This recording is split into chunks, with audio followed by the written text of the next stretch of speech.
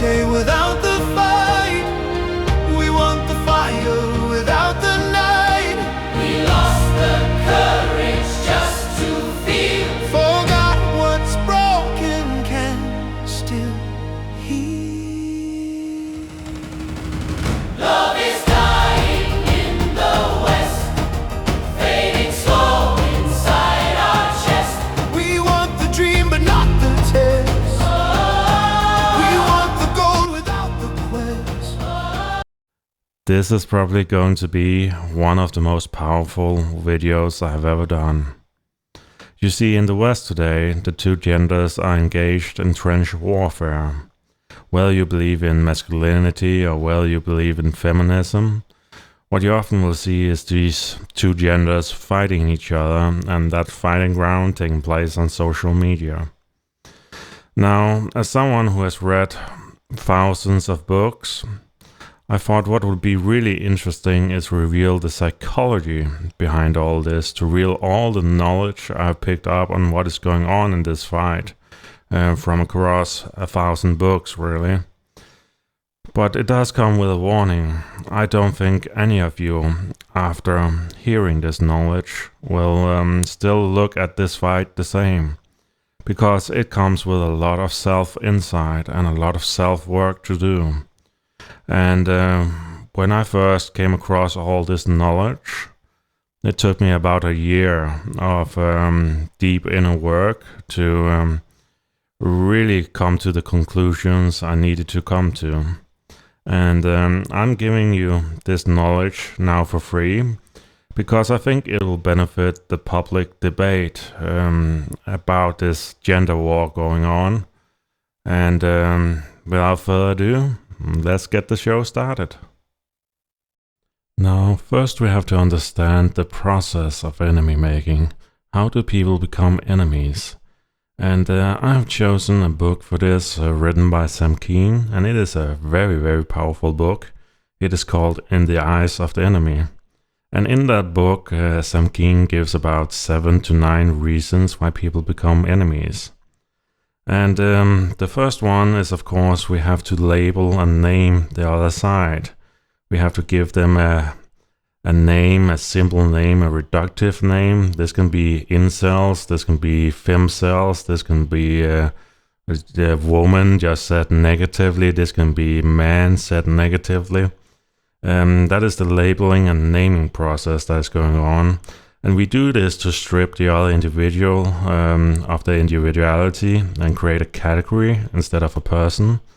And next, we try to stereotype them. We reduce these complex human beings into a single negative trait. They are violent, they are immoral, they are dangerous. We start labeling these negative traits on them. You see, to really alienate another side, we have to strip them of humanity and give them labels we normally assign to monsters. We have to make them into a monster to allow ourselves to hate them and to be righteous. So the next thing going on in step 3 is, of course, dehumanization. The enemy is no longer seen as a person with feelings or families or complex realities, but more as an object, an animal, a demon, or a disease. And once someone is seen as less human, then harming them feels justified. And of course, we also have moral inversion going on. We like to portray ourselves as righteous and the enemy as evil. We become the heroes and they become the threat. And our violence, we tell ourselves, is now a defense against this other side, this external enemy. And then we tend to do projection. We tend to project our fears onto this enemy. Be it our own inadequacies or darker impulses. They become a mirror of kind of what we fear in ourselves. What Carl Jung would also call the shadow projection. Now, we also create stories, and we create these rituals and all these other things. We tell these stories to prove their wickedness.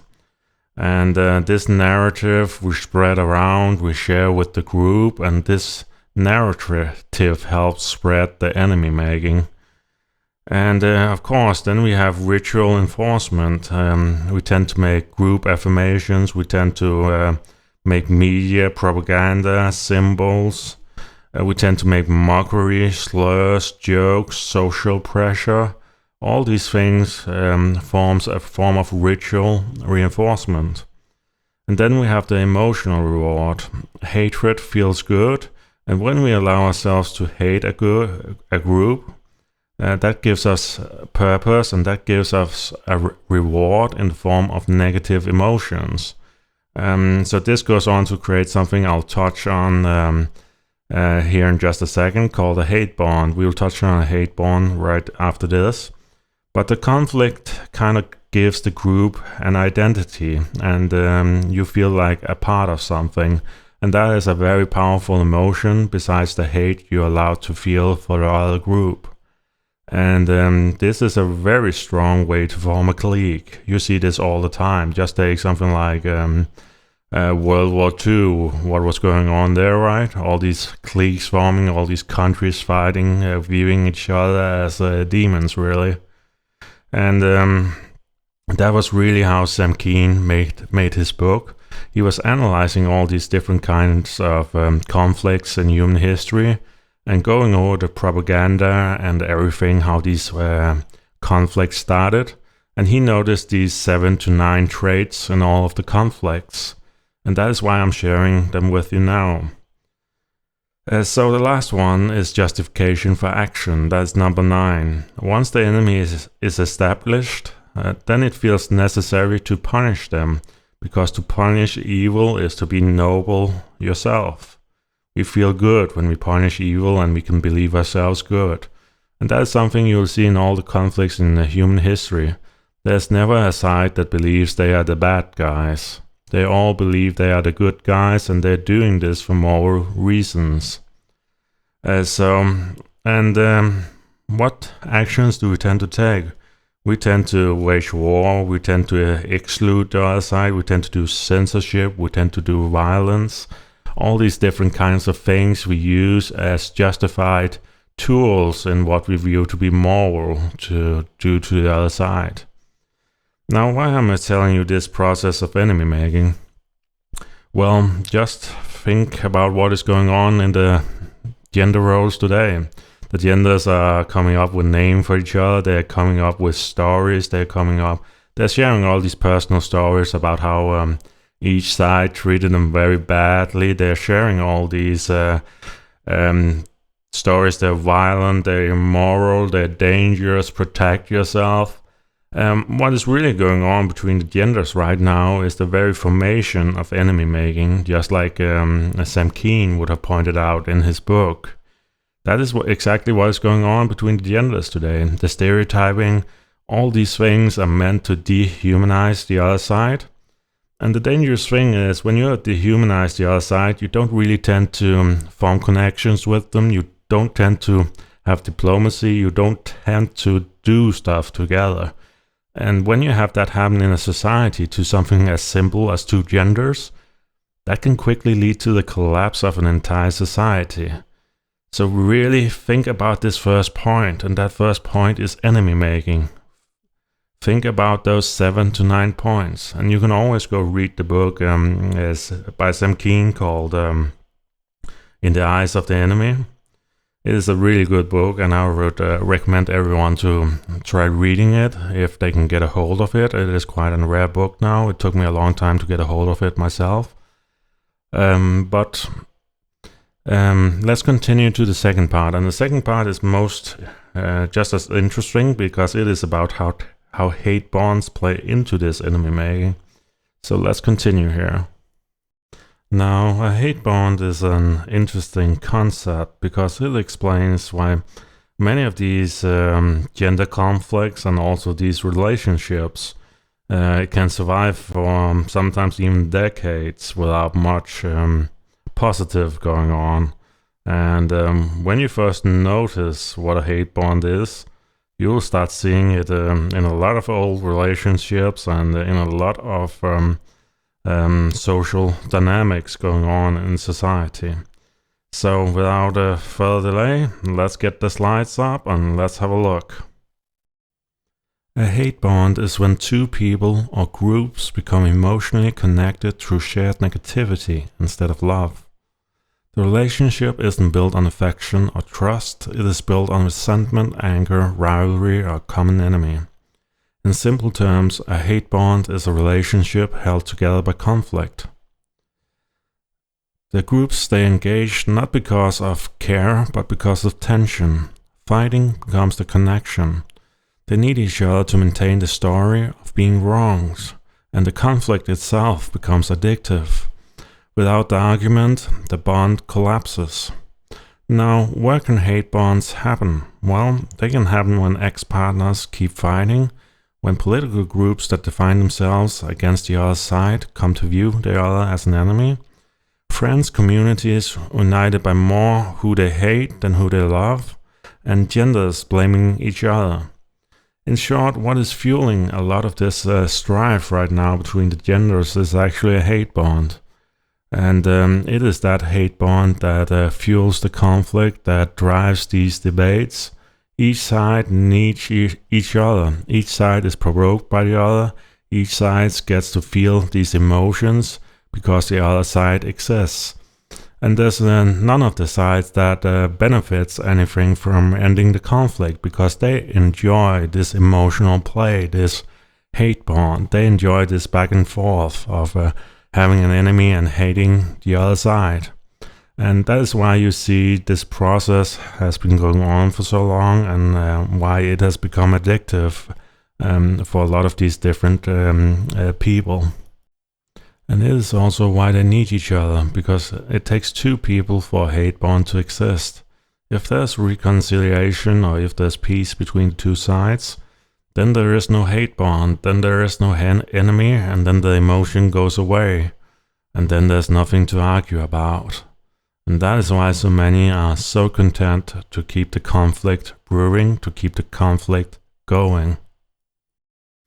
Now, another thing to understand is what Carl Jung would call the anima and animus. And what is the anima and the animus? It is essentially when we grow up, we learn to carry a part of the opposite gender inside of us. For example, a small girl growing up might carry a part of the idea of what she believes her father to be, what she believes the masculine role to be. Now, why does this happen? Well, it happens because we believe it is useful to have kind of a prototype of how the other side will react, how the other side will behave. And that is how the anima and the animus first becomes useful for us, because we can play out how the other side will behave. So, and it is the same for men. Men might carry a template of how the mother or the feminine role might behave. And I think understanding the anima and the animus, even though it's an old theory, still has some uses today, because it explains a little bit of what is going on now. So let's go over it here. Now, why can the anima and the animus be a bad thing? Well, it is because each woman or each man carry within them a template for how they believe the other side should behave. And then they project that template upon the other. The issue tends to become when we ourselves try to become the template, when the woman tries to become the masculine, or the masculine, the man tries to become the woman. Because what tends to happen is that our ideas of being either masculine or feminine is not really complete. It is not really complex enough or varied enough. So what you often tend to see when a woman tries to project masculinity is that it becomes a very, very hollow form of masculinity. It might be too aggressive, it might be too cold, it might be too assertive, compared to the masculinity you find in something like a man. And the same with when a man tries to project his femininity out into the world, it is also just an idea of what the feminine is. So it might be too caring, it might be too warm, it might be too too emotional. And I always find that this concept is very interesting when you observe people that are not heterosexual, because you kind of see this overcompensation of them either being too masculine or them being too feminine. And you really see the anima and the animus play out a lot when you look at those two groups. And I think that is one of the most clear examples you can have of what happens when people try to project these versions they have inside of themselves. And why is this a problem? Well, it is a problem in the way that it leads to conflict in the relationship.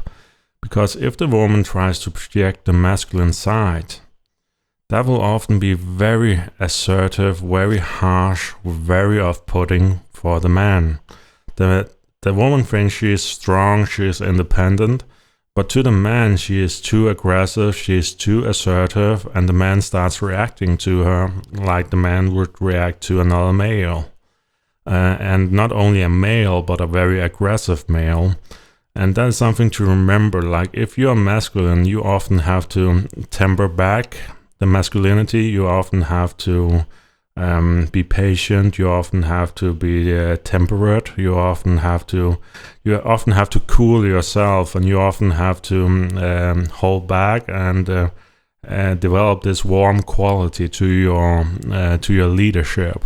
And when it sometimes comes to women being very assertive, they don't have that whole nuance, they don't have that whole ability where they understand that even men hold back their own strength.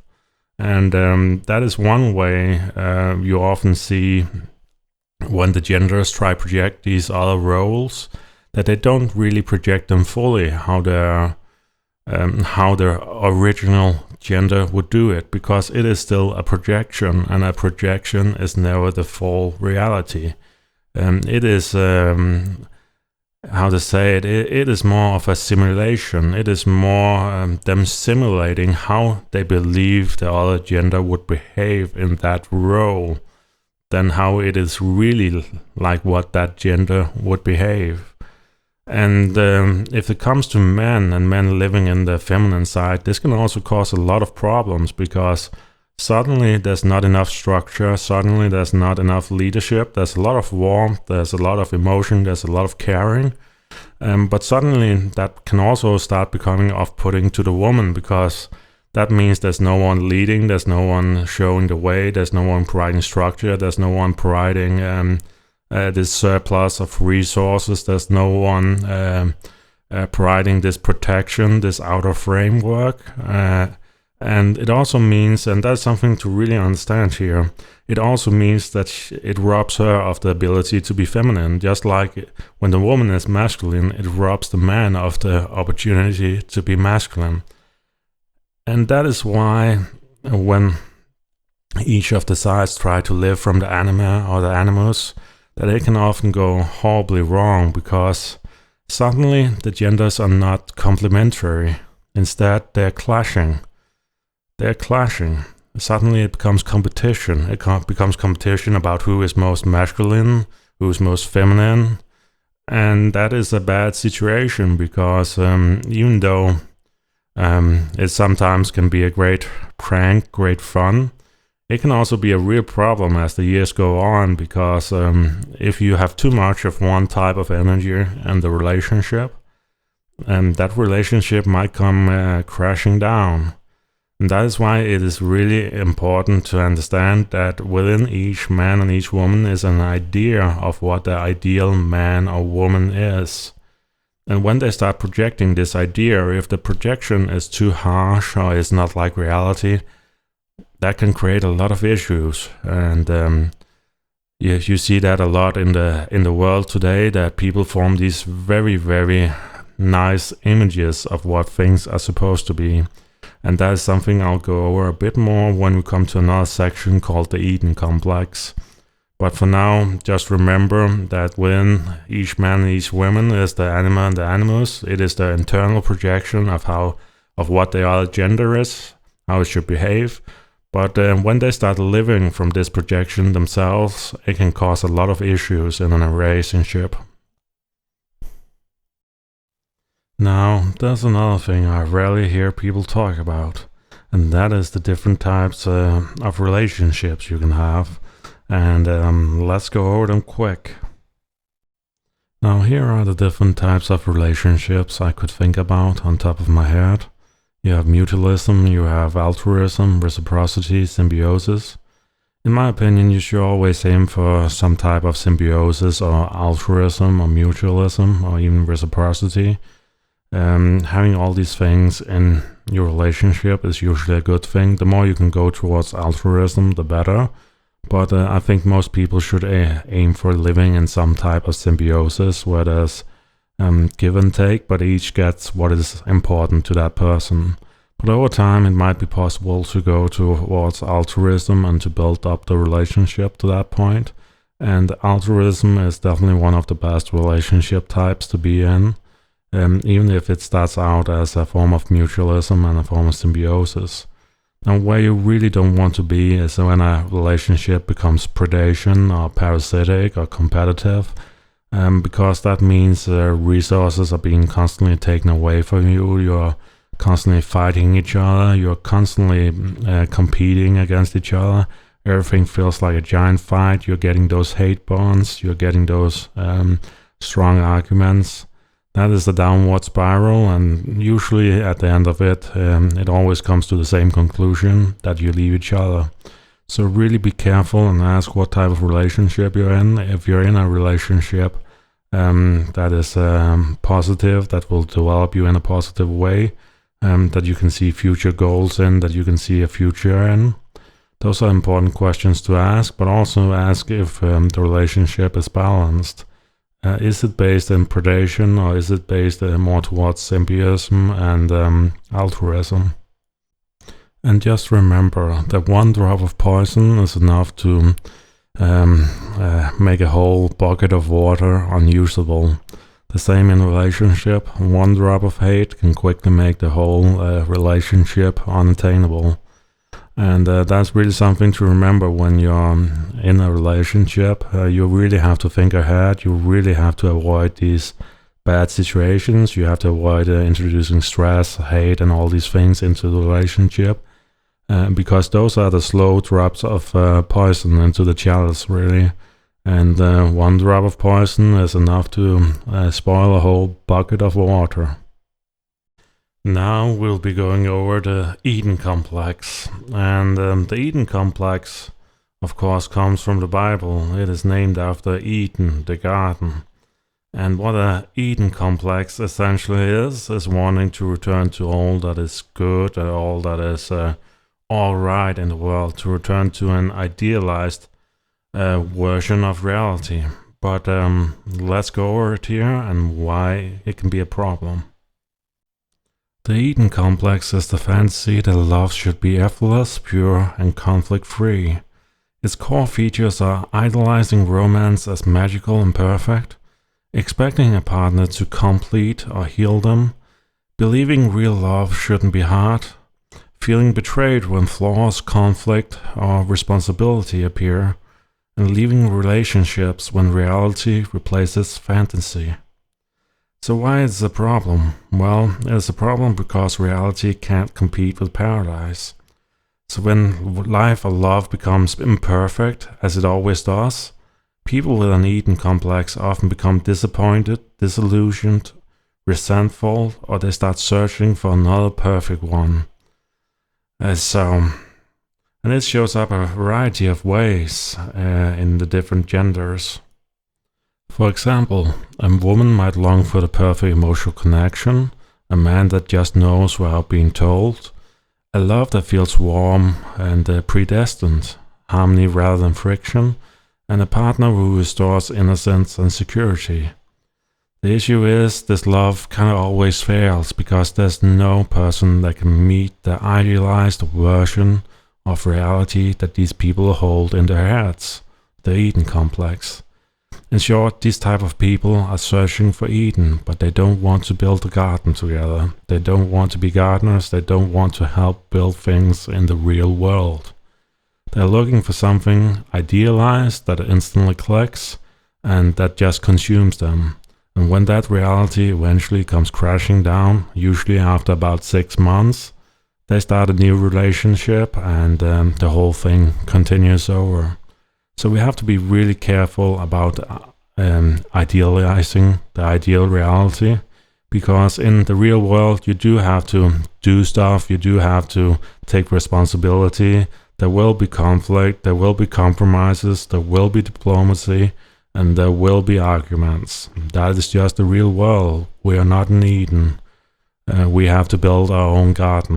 Now men have the exact same Eden complex. They're looking for a princess to complete them, really. And it shows up in the longing for a soft, ideal feminine presence, soothing love without challenge, admiration without insecurity, effortless intimacy and devotion, and a woman who feels like emotional refuge. In short, they're seeking for a princess to validate them, to complete them, to make them whole, to give them that soft, feminine presence. But the fact is, women are human too. They have boundaries, they have needs, they have complexities, they have things they want to achieve, and suddenly conflicts appear, and that's the reality of life. You have to build a garden, you can't be in Eden. Now, the last few things we'll go over is 2 concepts called narcissism and grandiosity. We'll start out here with narcissism, and then we'll move on to grandiosity. So let's get started. Now, the issue with a narcissist is they relate from image, not being, and that the real connection actually requires vulnerability, but narcissism requires performance, admiration, or perfection and superiority. There's no real I present, but only what Carl Jung would call the persona. And people who are narcissists try to live from the persona, this mask they wear, and they make that mask their whole personality. And when people try to get too close to them, it can feel kind of threatening. But also they don't tend to listen to other people or relate to other people, because what really matters to them is how they're seen, how they are perceived, how people are relating to the mask that they wear. And instead of meeting another human soul, you tend to meet a reflection when you meet a narcissist. And the narcissist often asks, do you admire me? Do you validate me? Do you confirm my worth? And that is really what a narcissist is after in a relationship, someone to confirm and validate them. So people often become functions for the narcissist, not partners. And when someone stops mirroring back the approval they need for their persona, their mask, they are often discarded or even attacked verbally. But the issue is that to make a relationship work, you need vulnerability, you need intimacy, you need honesty, and sometimes you even need a shame exposure, you need accountability, and you need emotional nakedness. But narcissism is inherently built on a defense against all these inadequacies. It is the persona. The persona only wants to show off the best parts of itself. So all the wounds they carry and all this, the issues they have are hidden behind this mask, and they rarely let anyone come and see behind the mask. Life for them, other people become a function. They need them to approve themselves, to have certain functions for them. It might be they need a man to look a certain way to feel like they've made it, for that man to have a certain job, or for a woman to look a certain way, to behave a certain way. They don't really care about people as much as they care about the function that these people serve for them. And love often with narcissists becomes very transactional. And instead of we grow together, the dynamic tends to become you give me admiration, I give you presence. And when the admiration fades for narcissists, so does the relationship. There's no space for mutuality. There's only space for this admiration going on.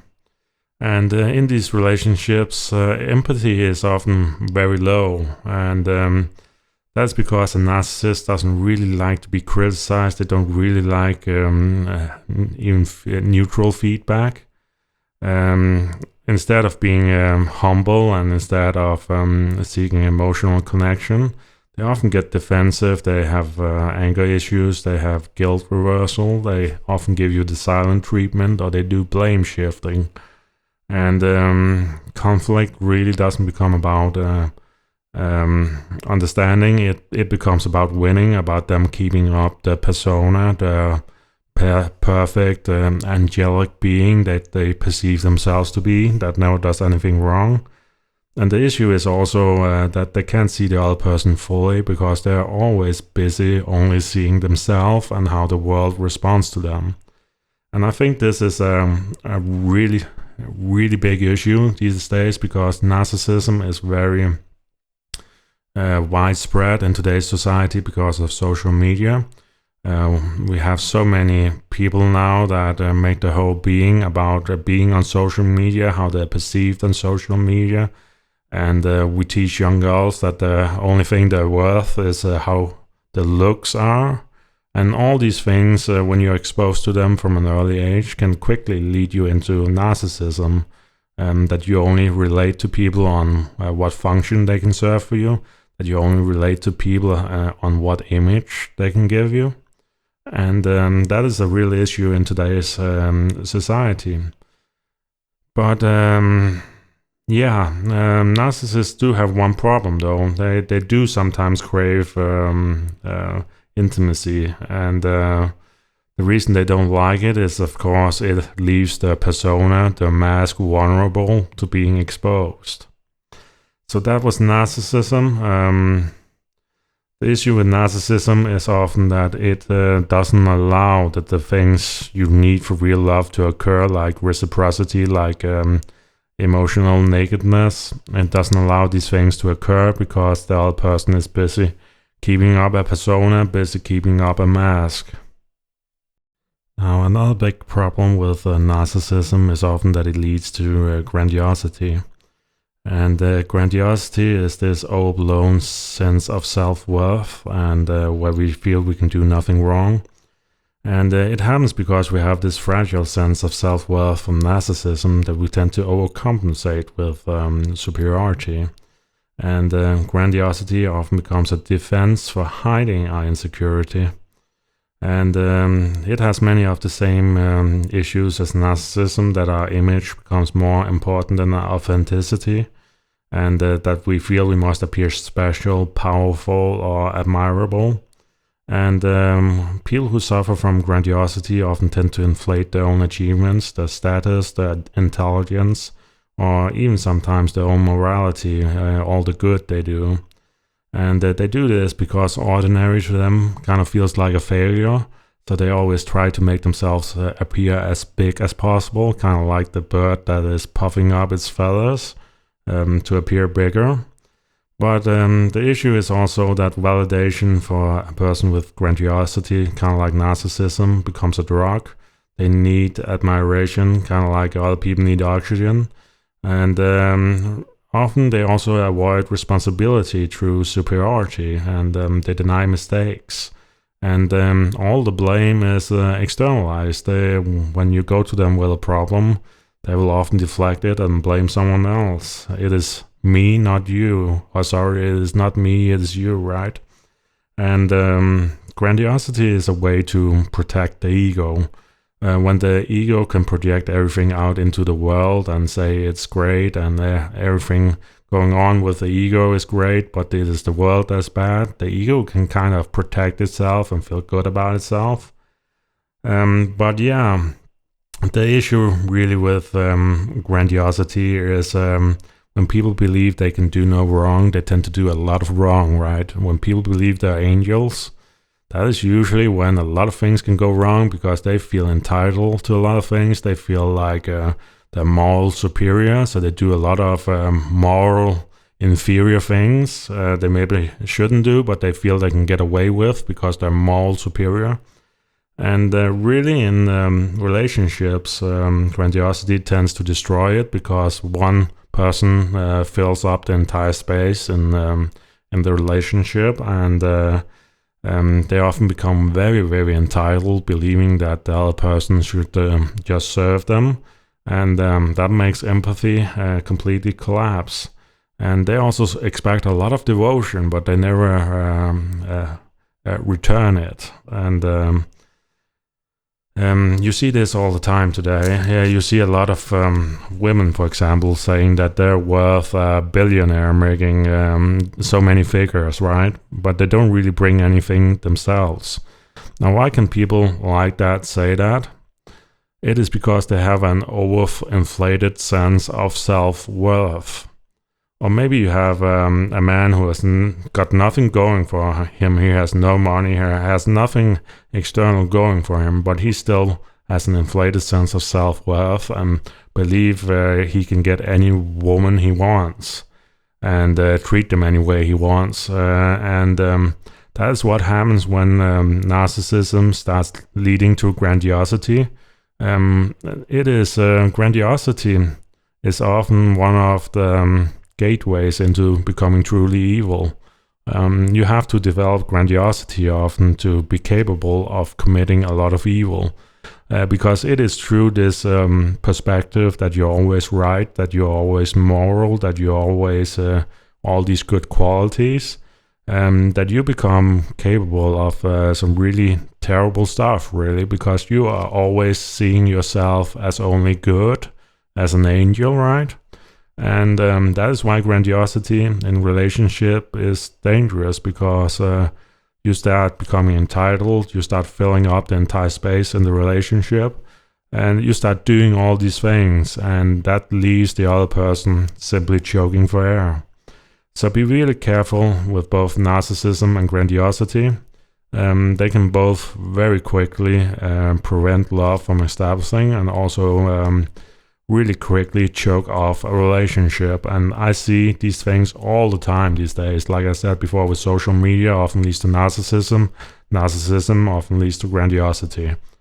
So really be careful about these things, guys. There's a reason I include them in this video, and that is because I see this stuff all the time. All the time. If you found the knowledge helpful, please subscribe, comment, or like the video. It all helps, small channels like mine, and it really helps with YouTube. And let me know in the comments if you want a part 2, because there's a lot of subjects I haven't touched on in this video. We have something like the shadow and the persona I didn't touch a lot on, from Carl Jung, and there's a lot of other theories I could share with you guys. So let me know in the comments if you want a part 2 of this video, and let me know what you found most useful from this video and what you'll use in your own life. And maybe you had some scenarios where you have run into some of these people that I have talked about in the video. Feel free to comment and share your thoughts. And I'll leave the rest of the song you heard at the intro, so you have some time to do that while the music is playing. But thanks a lot for watching the video to the end, and I know you'll learn a lot of amazing stuff, and I can't wait to make more videos about all sorts of topics.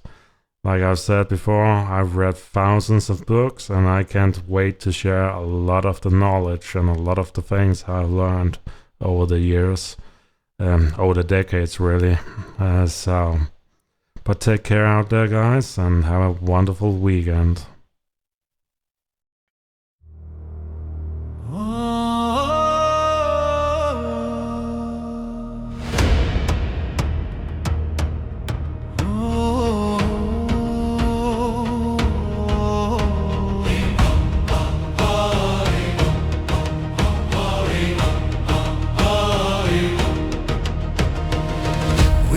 our lives on silver screens, dreamed of perfect love in magazines, chasing Eden through a filtered view. But paradise was never true. We trade our hearts for dopamine, swipe away what could have been. Two strangers lying side by side, yet miles apart inside our mind. We want the fairy tale without the fight. We want the fire without the night. We lost the courage just to feel. Forgot what's broken can still heal. Love is dying in the west, fading slow inside our chest. We want the dream but not the test. We want the gold without the quest. Love is dying in the west. No one wants to say it yet, But we can save it nonetheless. if we learn to love again. Men want princess, hearts on thrones.